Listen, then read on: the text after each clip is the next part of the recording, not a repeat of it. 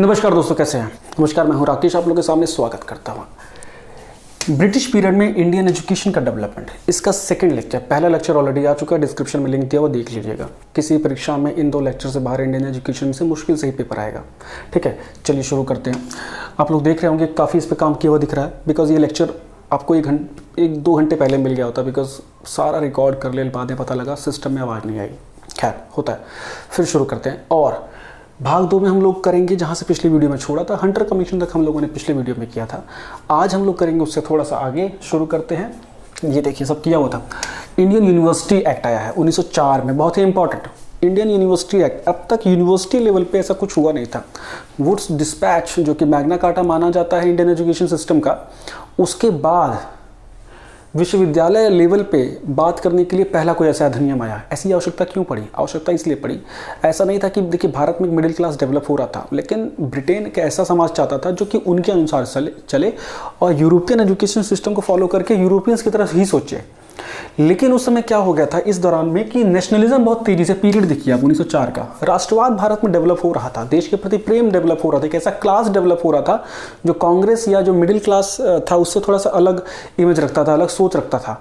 इसकी वजह से बहुत सारे कुछ प्राइवेट कॉलेजेस भी खुल गए थे यूनिवर्सिटी लेवल तक, मतलब कॉलेजेस खुल गए थे जो कि एजुकेशन सिस्टम जैसा दे रहे थे, उसमें भारतीय राष्ट्रवाद की चीज़ें कूट कूट के भरी थी।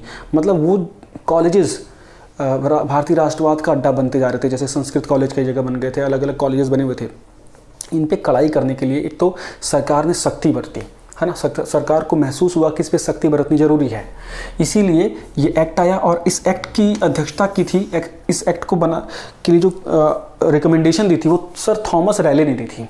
1902 में ये कमेटी बैठी थी और 1904 में ये एक्ट बन के आया था। और थॉमस रैले ने ये रिकमेंडेशन दी कि भारत में एक इंडियन यूनिवर्सिटी एक्ट की ज़रूरत है। उसमें क्या क्या कहा गया? सबसे पहले तो ये बोला गया कि भाई यूनिवर्सिटी लेवल पर रिफॉर्म करने की आवश्यकता है। उसके बाद सरकार को थोड़े से यूनिवर्सिटीज़ के ऊपर अपना कब्जा बढ़ाने की आवश्यकता है। ठीक है, तो गवर्नर जनरल को ताकत दे दी गई कि किसी भी यूनिवर्सिटी का कार्य क्षेत्र वगैरह सब वो डिसाइड कर लेगा। सरकार के पास वीटो पावर तो जनरेट हो गई। उसके बाद अगर देखा जाए तो 5 लाख पर ईयर के हिसाब से फंडिंग दिए जाने की बात की गई। 5 लाख पर ईयर यूनिवर्सिटीज़ को फंड दिया जाएगा। 1902 से ही स्टार्ट हो गया था, स्टार्टिंग से ही।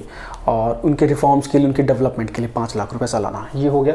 इसके बाद बोला गया कि भाई यूनिवर्सिटीज़ में जो अब है वो रिसर्च वगैरह, शोध वगैरह पे ज़्यादा जोर दिया जाए, है ना। रिसर्च R&D किया जाए, रिसर्च एंड डेवलपमेंट पे काम किया जाए। और लेकिन इसमें जो मुख्य रूप से था कि यूनिवर्सिटीज़ में एकरूपता लाई जाए, यूरोपियन सोच लाई जाए और जो राष्ट्रवाद उसे दबाने में मदद मिले।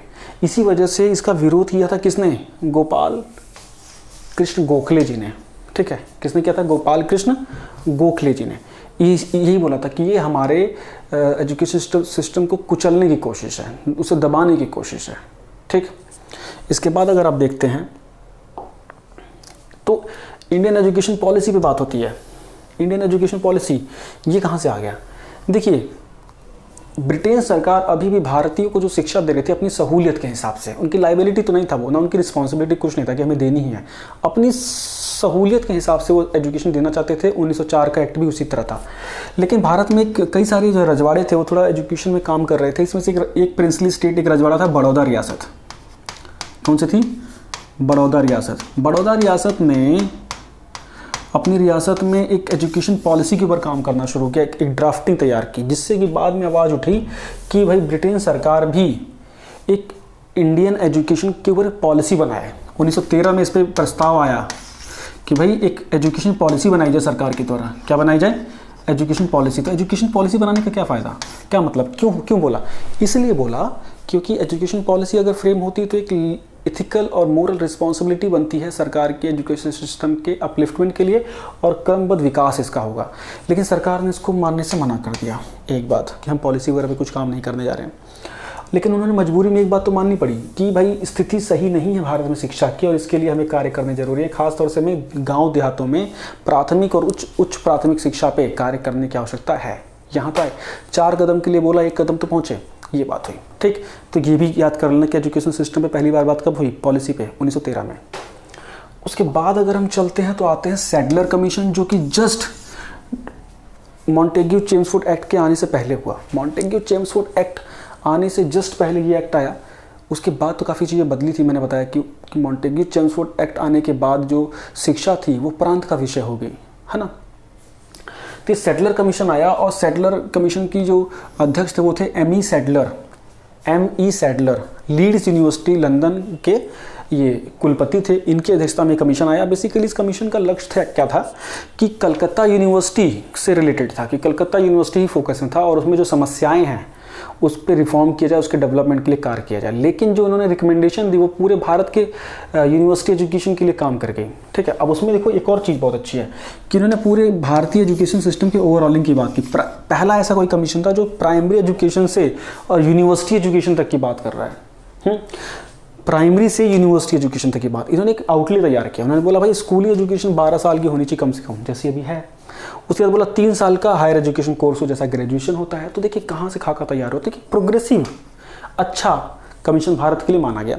इसमें ये भी बोला गया कि भाई हायर एजुकेशन उसी को मिले जो उसके लायक है, सब लोग ना पहुँच पाएँ, थोड़ी सख्ती बरती जाए। उसके बाद जो माध्यमिक शिक्षा है वो लगभग सब लोगों को मिले, माध्यमिक उत्तर माध्यमिक जो शिक्षा है वो सबको मिले, ज़्यादातर लोगों को मिले।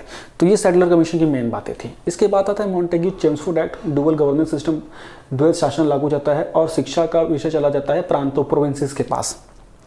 और उसके बाद अच्छा ये सैडलर कमीशन में कुछ चीज़ें और हैं वो भी नोट कर लो फटाफट, है ना, कि अलग अलग स्तर पे एजुकेशन बोर्ड बनाए जाएं, डिस्ट्रिक्ट लेवल पे एजुकेशन बोर्ड बनाए जाएं, वुमेन एजुकेशन रेजिडेंशियल स्कूलिंग पे काम किया जाए, वोकेशनल स्टडीज़ पे काम किया जाए।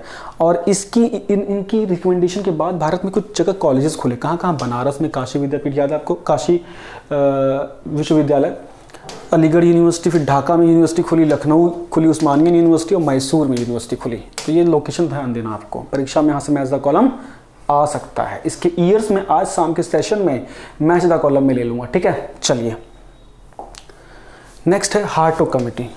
हार्टोग कमेटी भाई 1929 में आई, डुअल गवर्नेंस लागू होने के बाद पहली कमेटी। और इस कमेटी को माना जाता है कि अंधकारमय कमेटी थी भारत के वर्नाकुलर एजुकेशन सिस्टम के लिए।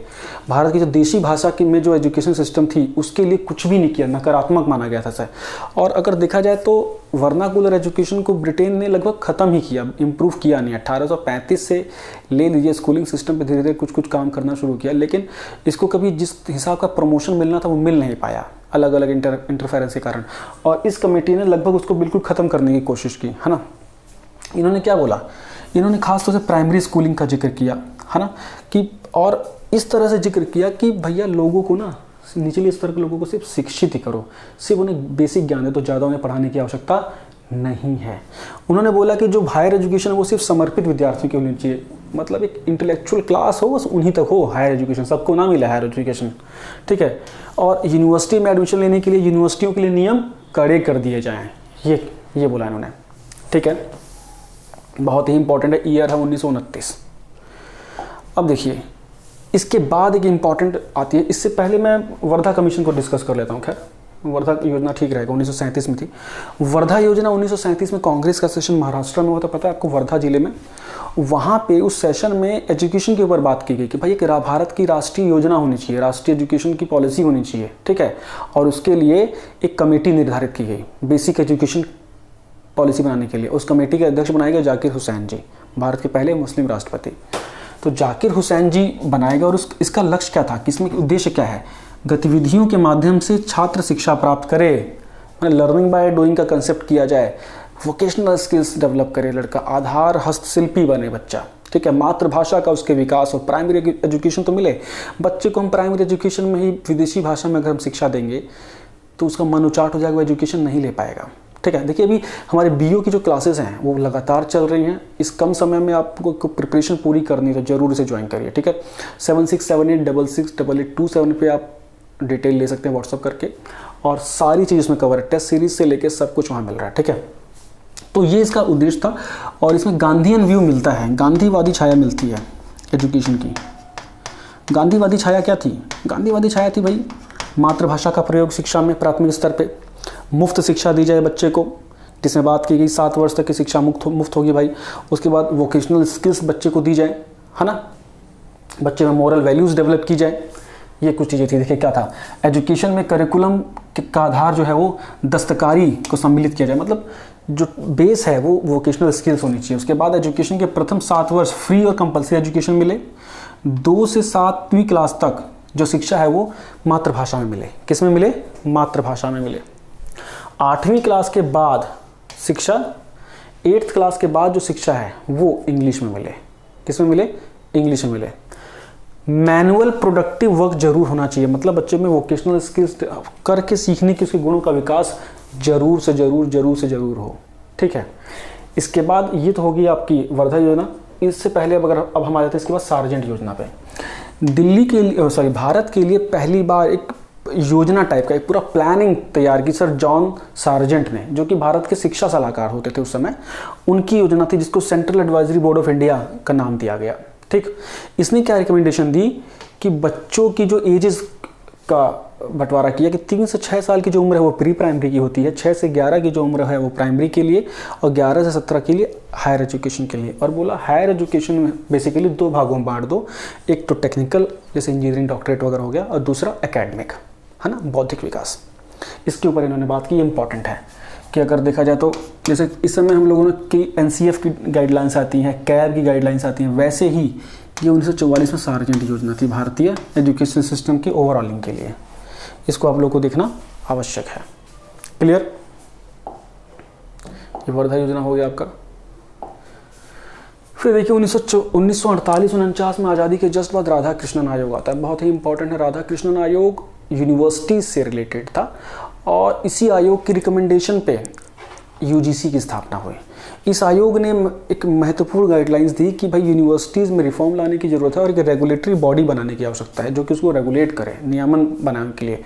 उसके लिए यूनिवर्सिटी ग्रांट कमीशन बनाया गया UGC 1953 में, जिसकी स्थापना हुई, बहुत इंपॉर्टेंट है। और 1956 में संसद ने एक्ट बना के इसको यूनिवर्सिटी एक्ट दे दिया, UGC एक्ट बना दिया। ध्यान रखना दोनों चीज़ों को। तो स्थापना 1953 में हुई थी। ठीक है, इसमें क्या बोला गया कि जो शिक्षा है वो 3 हिस्सों में है, सामान्य शिक्षा, सरकारी शिक्षा और व्यावसायिक शिक्षा। डन। यहाँ से जो क्वेश्चन आएंगे वो बिल्कुल इसी तरह से लिमिटेड आएंगे, और ये जो लेक्चर है बेसिकली प्रीलिम्स ओरिएंटेड है, तो उसका ध्यान दीजिएगा।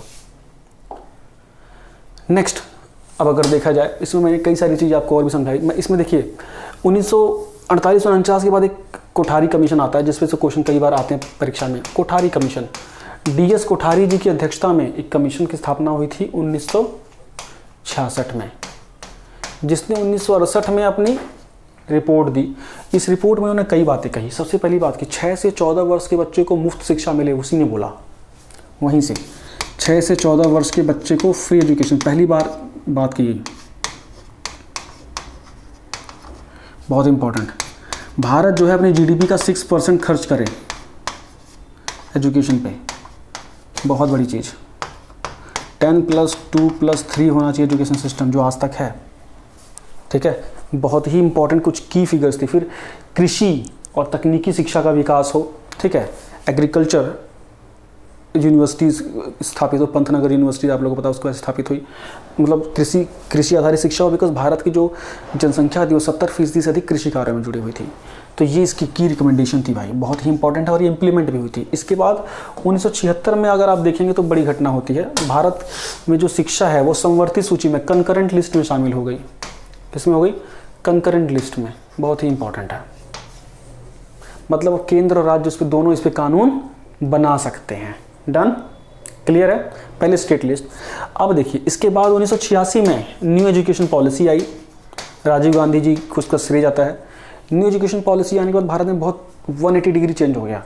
SCRTs की स्थापना होती है, ऑपरेशन ब्लैक बोर्ड स्टार्ट हो जाता है, टीचर ट्रेनिंग के ऊपर बड़ी चीज़ें की जाती हैं, डाइट्स की स्थापना होती है। NCERT का स्टेट लेवल का स्वरूप, state council of education research and training. जैसे NCERT क्या है? National council of education research and training, वैसे SCRT है state council of education research training. इसका क्या काम है? टीचर ट्रेनिंग कराना, बुक्स डेवलप करना। अब क्या है, जो 8वीं तक की किताबें वो SCRT तैयार करती है। टीचर ट्रेनिंग जो डाइट्स वगैरह खुलती हैं ना, वो सब SCRT वो कोर्सेज प्रदान करती है, जो ये BTC वगैरह या जो JBT वगैरह जिसे आप लोग बोलते हैं। ठीक, क्लियर हो गया। और इसमें फिर ऑपरेशन ब्लैक बोर्ड, कई तरह के रिफॉर्म्स चलाए गए एजुकेशन सिस्टम को बदलने के लिए, है ना। उसके बाद एक बड़ा माइलस्टोन आया कब? जब 2002 में आर्टिकल 21A डेवलप हो गया कि मौलिक अधिकार बना दिया गया शिक्षा को। किसी बच्चे को 6 से 14 वर्ष के बच्चे को शिक्षा प्राप्त करना उसका मौलिक अधिकार है। ठीक है जी। और फिर 2010 में शिक्षा का अधिकार कानून बना दिया गया कि अगर ये कानूनी दायरा एक्ट बना दिया गया, आईटी एक्ट जिसे बोला गया 2010 में। तो ये कुछ इंपॉर्टेंट डेवलपमेंट्स हैं जो कि परीक्षा में आने के लिए अत्यंत उपयोगी हैं और परीक्षा में यहाँ से बहुत सारे क्वेश्चन आपको सीधे सीधे देखने को मिलेंगे। उम्मीद करता हूँ वीडियो अच्छी लगी होगी। जाने से पहले लाइक और सब्सक्राइब जरूर करिएगा। Thank you so much.